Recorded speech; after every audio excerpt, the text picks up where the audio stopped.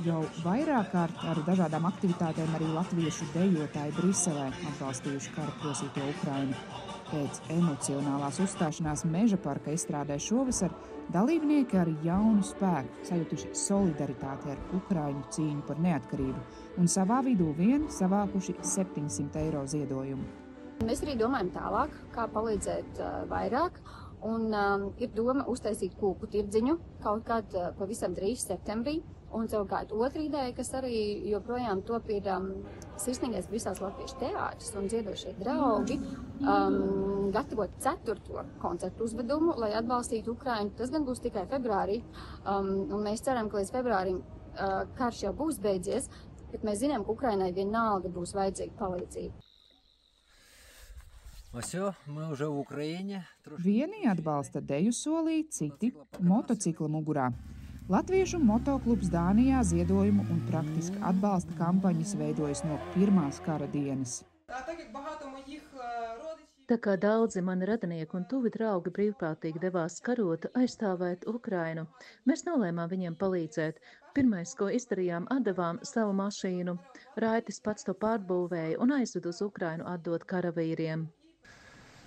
Taisījām mašīnas, pirkām ekipējumus, pēc tam pārslēdzāmies vairāk uz motocikliem, tieši uz evakuācijas transportu, jo tā ir tāda niša, kur nedaudzi viņus taisa. Raitis tepat savā darbnīcā motociklus pārveido militārām un medicīniskām vajadzībām, un daudzas no tiem pēc tam pats arī nogādā līdz frontes zonām. Valdis Pauzers, dzimis un audzis Lielbritānijā, aktīvi seko globālajām norisēm un teica, Krievijas iebrukums Ukrainā bijis neizbēgams. Kad tas notika, es biju dusmīgs un baidījos par Ukrainu un Eiropu.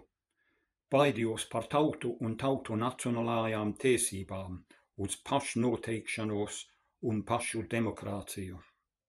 Valdis pievienojās Ukrainas atbalsta aktivitātēm uzreiz, atsaucoties Londonas poļu kluba White Eagle aicinājumam. 3,5 gados uz Ukrainu nosūtīts ap 250 krāvu ar humāno palīdzību un vairāk nekā 150 mikroautobusu ātrās palīdzības mašīnu, kas atstātas tur.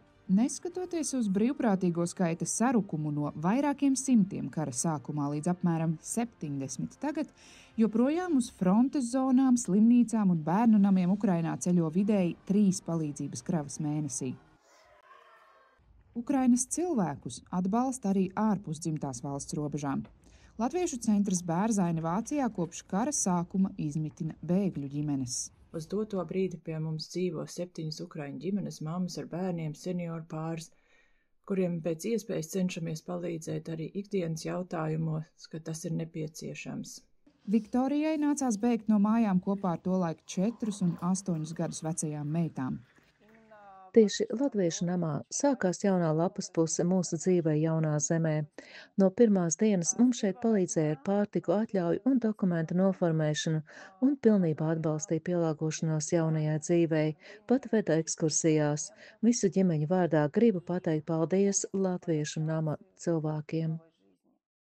Tas, ko mēs gribam jums pateikt šodien, nedrīkst apstāties, ir jāiet uz priekšu līdz galam.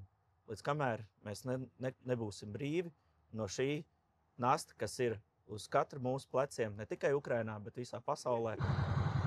I'll be back! Līva Karlsone, Latviešu.com sadarbībā ar diasporas reportieriem speciāli Latvijas televīzijai.